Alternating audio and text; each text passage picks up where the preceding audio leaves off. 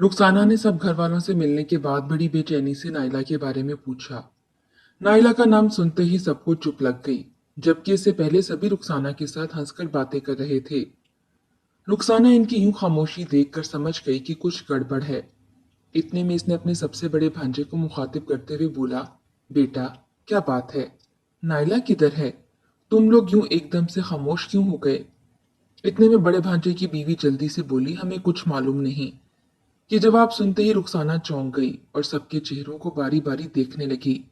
वो सब अपनी नजरें झुकाए वहीं पर बैठे थे। रुखसाना का एकदम के लिए दिल धड़कना जैसे बंद हो गया।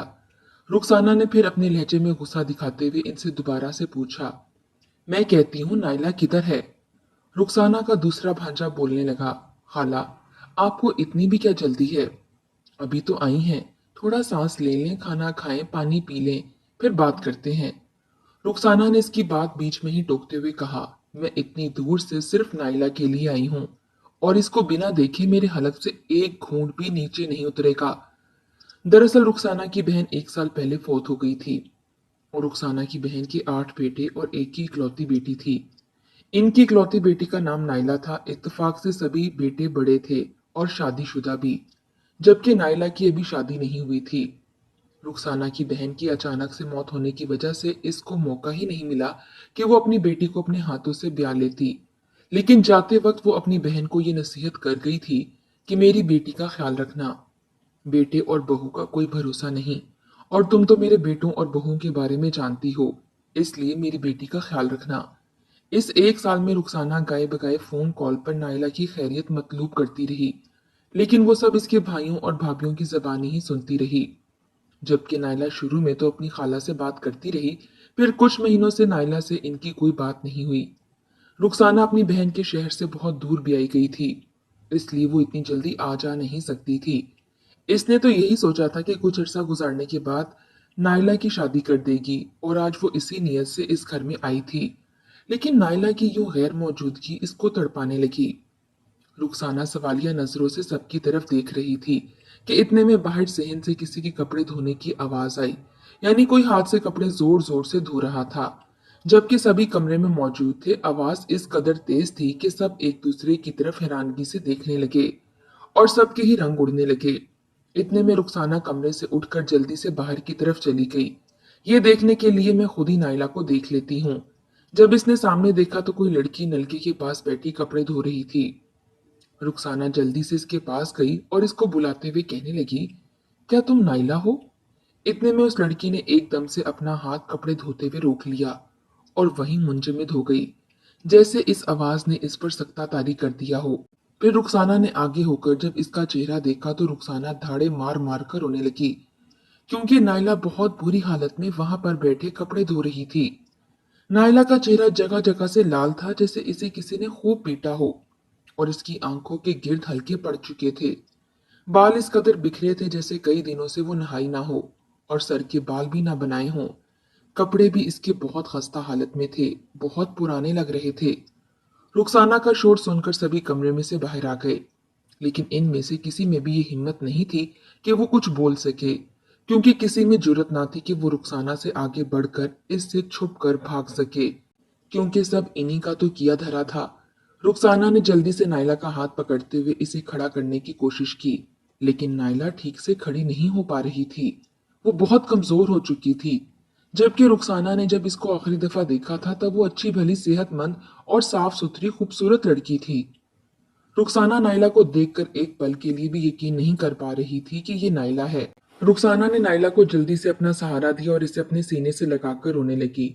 वो बच्चों की तरह बिलखने लगी, जबकि नाइला किसी किस्म का कोई तासुर नहीं दे रही थी। इसमें किसी किस्म की ना तो कोई जान दिखाई दे रही थी और ना ही कोई जज्बात।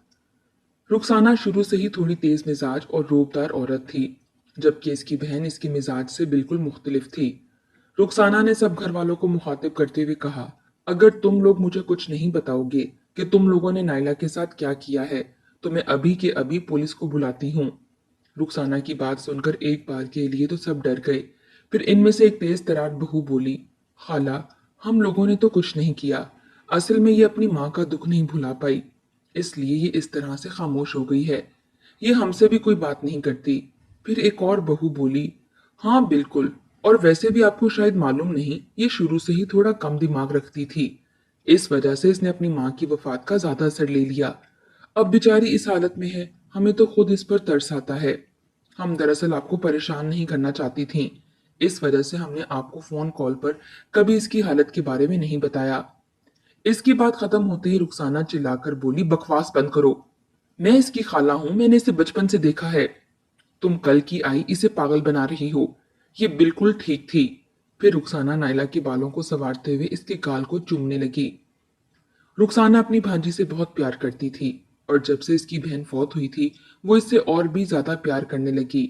लेकिन वो अपनी मजबूरी की वजह से इसके घर में नहीं रह पाई, क्योंकि इसकी जिम्मेदारियां थीं और वो इस तरह सब छोड़कर यहाँ पर नहीं रह सकती थी। जबकि इसने नायला को साथ लेकर जाने के लिए जब बोला, तब इसके भाइयों ने कहा कि हम इसका खूब अच्छे से ध्यान रखेंगे, ख्याल रख सकते हैं, ये हमारी जिम्मेदारी है, आप इसको इधर ही रहने दें। यूं रुखसाना इनकी बातों में आकर अपनी भांजी को 1 साल पहले ही इनके पास छोड़कर गई, ये सोचते हुए कि आखिर 8 भाई हैं, इनमें से कोई तो इसका ख्याल रखेगा। लेकिन वो नहीं जानती थी कि आठों के आठों ही अपनी बहन के लिए वबाले जान बन जाएंगे। नायला को देख देख कर रुखसाना को जैसे गश पड़ रहे थे, क्योंकि नायला जैसे जिंदा लाश खड़ी थी, जबकि नायला बहुत ही हंसमुख खुश शक्ल सी लड़की थी। रुखसाना ने इस घर में पानी का घूंट तक नहीं पिया था। वो नायला से कहने लगी, मेरी बेटी, तू मेरे साथ चल, मैं अब इस घर में एक पल भी नहीं ठहर सकती। इतने में इसका बड़ा भांजा फिर से कहने लगा, खाला, आप जज्बाती हो रही हैं, आपको हकीकत मालूम ही कहाँ है। 2-3 दिन इसके साथ रहें, फिर आपको सब पता चल जाएगा। रुखसाना ने कुछ सोचते हुए कहा, ठीक है। रुखसाना ने कुछ ठंडे दिमाग से सोचा कि अगर मैं इसी तरह जल्दबाजी में नायला को साथ ले गई तो मुझे कैसे पता चलेगा कि इन लोगों ने नायला के साथ क्या किया है। जब तक मुझे सही मसले के बारे में मालूम नहीं पड़ेगा तो मैं इसका हल कैसे कर पाऊंगी। फिर उस रात रुखसाना ने नायला को अपने पास ही बिठा लिया, जबकि इसकी सबसे छोटी बहू इस बात पर बजिद थी कि नायला को इसके कमरे में ही सोना चाहिए। वो इस कदर नायला के कमरे में सोने पर जोर दे रही थी कि रुखसाना को इस पर गुस्सा आने लगा। असल में नायला की सबसे छोटी भाभी के यहाँ 6 महीने की बेटी थी, और इनका बड़ा बच्चा भी अभी छोटा ही था। इस वजह से वो रात को नायला को अपने पास सुलाती थी, ताकि इसकी नींद खराब ना हो। रात की सारी ड्यूटी नायला देती थी, इसने ही इनके बच्चों को देखना होता था। लेकिन ये सब रुखसाना को मालूम नहीं था। रुखसाना ने नायला को इसकी छोटी भाभी के पास उस रात सोने से मना कर दिया, जिस पर इसकी छोटी भाभी मुंह बनाते हुए वहां से चली गई। फिर अगले रोज सुबह ही जब रुखसाना की आंख खुली तो नायला बिस्तर पर मौजूद नहीं थी। रुखसाना ने जल्दी से उठते हुए कमरे की चारों तरफ नजर दौड़ाई, लेकिन नायला कमरे में मौजूद नहीं थी। इतने में रुखसाना जल्दी से बाहर निकली तो इसने देखा कि नायला बाहर मौजूद चूल्हे पर सबके लिए नाश्ता बना रही थी। वो जाने बेचारी कब से जाग रही थी, क्योंकि आठों भाभियों और भाइयों का और इनके बच्चों का नाश्ता वो तकरीबन बना चुकी थी। रुखसाना को ये सब देखकर और भी गुस्सा आने लगा। इसे इस बात का तो अंदाजा हो गया था कि नायला ही सारे घर के काम ज्यादातर देखती है, और चूल्हे और कपड़े धोने के काम तो खास तौर पर नायला को ही करने थे। रुखसाना खामोशी से सारा तमाशा देखती रही। इसने उस रोज किसी को भी कुछ नहीं कहा और ना ही टोका, क्योंकि वो सबका असली चेहरा अच्छे से देखना चाहती थी।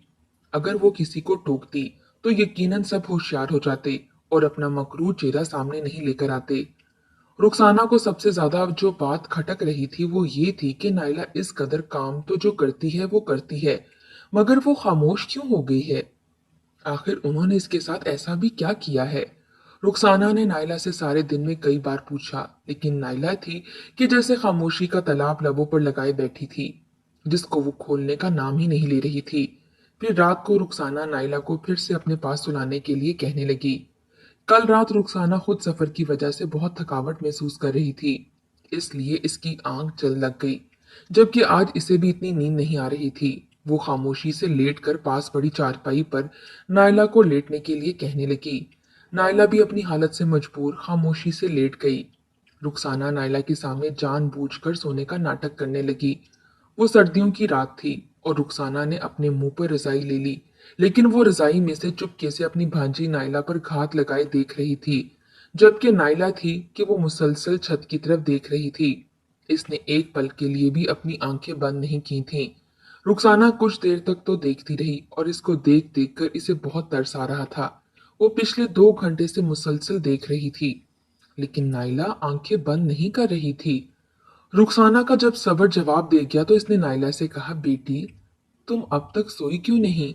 देखो, मेरी तो आधी नींद पूरी भी हो गई। इनकी बात का भी इसने कोई जवाब नहीं दिया, मुसलसल छत को देखे जा रही थी।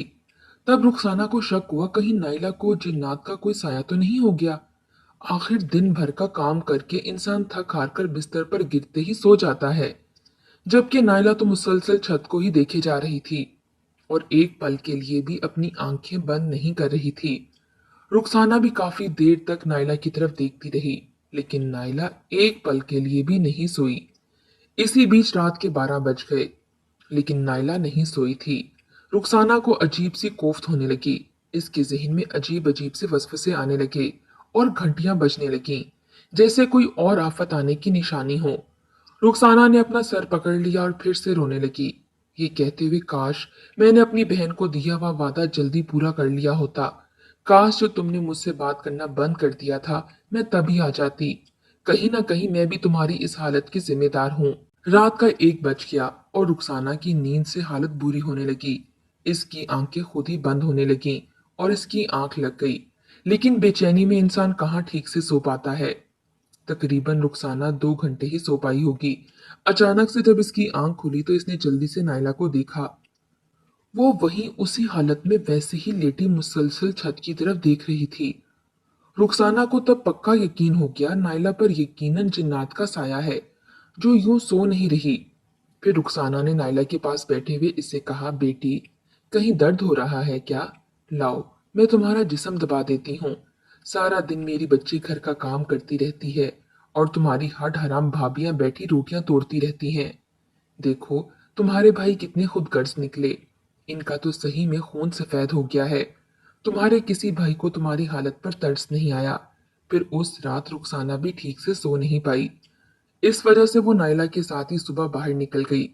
रुखसाना नहाने की गर्ज से वॉशरूम में गई तो बाहर निकलते हुए इसने देखा कि नाइला की भाभी नाइला के हाथ में दवाई रख रही थी और इसे जल्दी से खाने के लिए कह रही थी। ये देखकर रुखसाना ने वॉशरूम में ही अपने कदम रोक लिए और सोचने लगी कि ये नाइला को किस चीज की दवाई खिला रही है। वो पूछती भी तो किससे पूछती। सबके सभी नाइला के दुश्मन थे और नाइला खुद अपनी दुश्मन बन चुकी थी। इस पर ना ही किसी का दुख का असर हो रहा था और ना ही किसी खुशी का। जाने इन गुजरे हुए महीनों में इसके साथ ऐसा क्या इन लोगों ने किया था कि इससे इसकी दुनिया ही छीन ली थी। वो एक नौकरानी की हैसियत से इस घर में काम कर रही थी, बल्कि नौकरानी से भी बदतर थी, क्योंकि नौकरानी भी अपने जज्बात और एहसासात का इजहार कर सकती है, मगर वो बेचारी तो वो भी नहीं कर पा रही थी। उस रोज दोपहर के टाइम इनके घर इनकी पड़ोसन आई। पड़ोसन रुखसाना को पहले से ही जानती थी, क्योंकि रुखसाना अपनी बहन के घर गर्मियों की छुट्टियों में अपने बच्चों के साथ आकर रहती थी।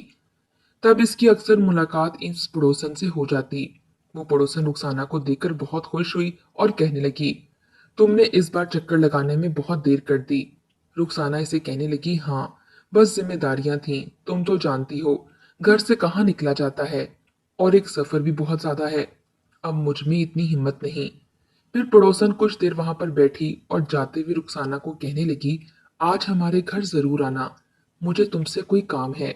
ये बात इसने नहायत ही राजदारी और आहिस्तगी से रुखसाना के करीब होकर कही थी। रुखसाना इसकी यूं बात करने के अंदाज से समझ गई कि वो जरूर नाइला के बारे में ही कुछ बताना चाहती है। यूं रुखसाना को भी एक उम्मीद लगी कि वो नाइला की हालत के बारे में पड़ोसन से कोई सुराग लगा सकती है। इसलिए वो शाम को ही पड़ोसन के घर चली गई, बिना किसी को कुछ बताए। अगर वो घर में किसी को कुछ बताती तो हो सकता है कि इसकी कोई भी बहू इसके साथ आ जाती। फिर पड़ोसन इसके सामने बात ना कर पाती। पड़ोसन के घर में दाखिल होते ही रुखसाना ने पड़ोसन से थोड़ी बहुत बातचीत की। फिर वो नाइला की हालत के बारे में इससे पूछने लगी, तो इसकी पड़ोसन जैसे इसी बात के इंतजार में थी।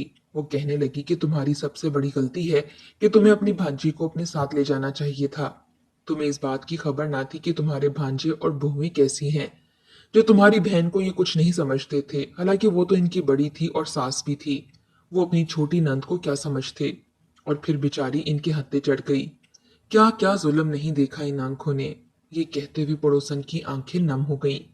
कितनी प्यारी बच्ची थी। जाने इन लोगों ने इस पर जुल्म करते हुए ये भी नहीं सोचा कि अल्लाह की पकड़ बहुत बड़ी है और कोई भी जालिम इससे दूर नहीं भाग सकता।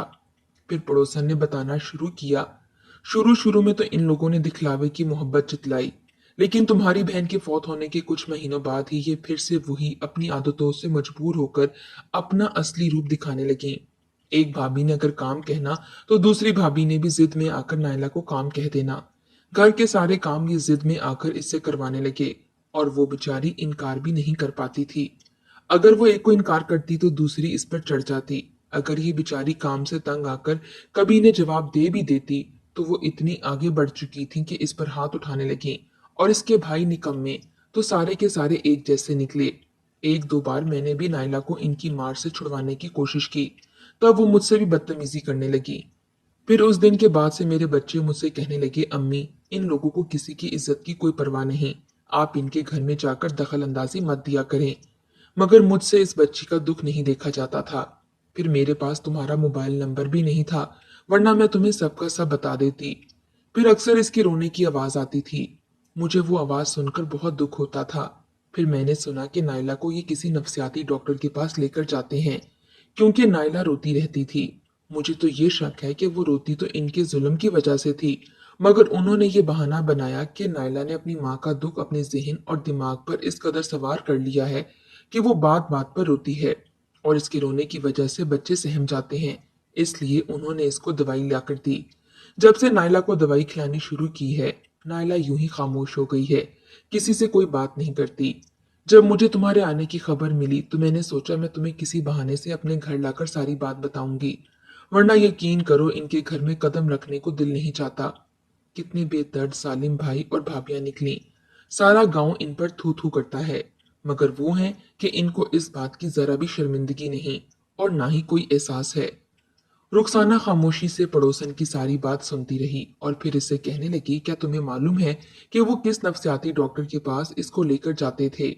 इतने में वो पड़ोसन बोली, हाँ, लोगों से सुन रखा है कि यहीं करीब जो छोटा सा शहर है, वहां पर कोई नफ्सियाती डॉक्टर हर सोमवार के रोज आता है, इसके पास ये लेकर जाते थे। तुम तो जानती हो कि हमारा गांव बड़े शहर से बहुत दूर है, इस वजह से ज्यादातर लोग इस छोटे शहर से ही अपनी जरूरत पूरी कर लेते हैं। यहाँ तक कि कोई दवाई भी लेनी हो तो उसी तरफ रुजू करते हैं। फिर इसके बाद रुखसाना ने पड़ोसन से कहा, ठीक है, तुम्हारा बहुत बहुत शुक्रिया, तुमने हमारे साथ कोई रिश्ता ना होते हुए भी ये इंसानियत का रिश्ता निभाया। मैं तुम्हारे एहसान का बदला कैसे चुकाऊंगी? ये कहकर रुखसाना इससे इजाजत लेने लगी और नाइला के घर वापस लौट आई। घर में आते ही इसने किसी से कुछ भी जाहिर नहीं किया, जबकि इसकी बहुएं से सवालिया नजरों से देख रही थीं कि रुखसाना कहाँ गई थी और कहाँ से आई है। लेकिन किसी ने भी रुखसाना के रोब की वजह से पूछने की जुर्रत नहीं की थी। फिर रुखसाना सारी रात सोचती रही कि वो करे भी तो क्या करे। नाइला की हालत बेहतर होगी तो वो कहीं इसकी शादी कर पाएगी। इत्तेफाक से अगला रोज सोमवार का ही था। फिर सुबह होते ही इसने नाइला को तैयार होने का कहा और उसको अपने साथ ले गई। जब घर से निकलने लगी तो उस वक्त इसकी भाभीियों ने बहुत इसरार किया इनमें से कोई इनके साथ जाए, मगर रुखसाना ने इन्हें खबरदार करते हुए कहा, ये मेरी भांजी नहीं, मेरी बेटी है और ये मेरी जिम्मेदारी है। तुम लोगों ने जो करना था कर दिया, अब मजीद कुछ भी करने की जरूरत नहीं। ये कहते हुए रुखसाना इसे शहर ले गई और उस डॉक्टर के पास जाकर सारी दवाई का पूछने लगी। डॉक्टर ने फिर सारी बात बताई कि इन लोगों ने कहा था कि ये बहुत रोती है और वालदा की वफात हो चुकी है, हमें डर है कि ये नफ्सियाती ना हो जाए, इसलिए आपको इसके पास लेकर आए हैं। कोई दवाई भी दें और ये सारा दिन सोती रहती है, हमें ये भी डर है कि कहीं ये अपनी हालत ना खराब कर दे, इसलिए मैंने ऐसी दवाई दी जिससे ये ज्यादा देर सो ना पाए। ये सुनते ही रुखसाना इसे कहने लगी, आप जानते नहीं कि आप जाने अनजाने में इनके गुनाह में किस कदर मुलविस हो चुके हैं। ये बेचारी तो रात भर सो नहीं पाती और सारा दिन इनके जुल्म और सितम सहते हुए काम करती रहती है। डॉक्टर ने जब इनकी बात सुनी तो वो हैरान रह गए कि कोई भाई ऐसा भी कर सकते हैं, और फिर 8 के 8 भाई। डॉक्टर ने माजरत करते हुए कहा, मैं सारे मामले से अनजान था। जाहिर सी बात है, मैं एक डॉक्टर हूँ, नफ्सियाती डॉक्टर हूँ। जो मुझे बताया जाएगा मैं तो वही करूंगा। और सबसे बढ़कर नाइला भी तो कुछ नहीं बोलती थी। मुझे लगा कि सच में वो जो कह रहे हैं वो सब ठीक है, क्योंकि मेरे कई सवालात करने के बावजूद नाइला ने कोई जवाब नहीं दिया था। फिर डॉक्टर ने नाइला को मुखातिब करते हुए बोला, बेटा, इतना भी खामोश होना अच्छी बात नहीं। कहीं ना कहीं हमारी ज्यादा खामोशी हमारी सबसे बड़ी दुश्मन बन जाती है। और तुम्हें खुद से हिम्मत करना होगी। अब दवाई एकदम से अगर तुम्हारी छूट गई तो इससे और ज्यादा तुम्हारी हालत बिगड़ जाएगी।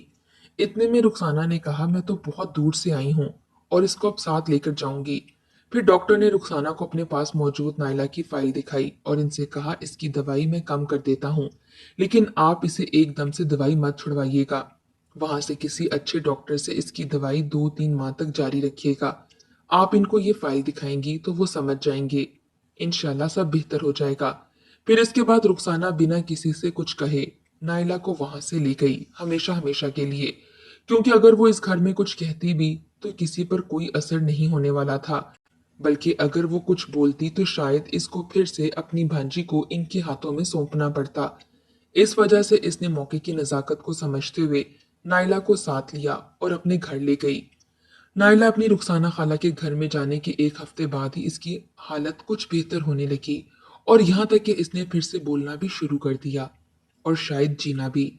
नायला ने फिर अपनी सारी कहानी सुनाई कि किस तरह इसकी भाभियां और भाई मिलकर इस पर जुल्म करते रहे। बात करना वो इसलिए छोड़ गई क्योंकि इससे कोई बात ही नहीं करता था, सिर्फ इस पर हुक्म चलाया जाता था। हर कोई इसे हुक्म ही देना जानता था, इसलिए वो बात करना ही भूल गई।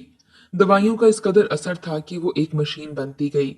कुछ महीने इसने दवाई देना जारी रखी और फिर इस बीच ही इसका एक बहुत ही अच्छी और माकूल जगह पर रिश्ता हो गया।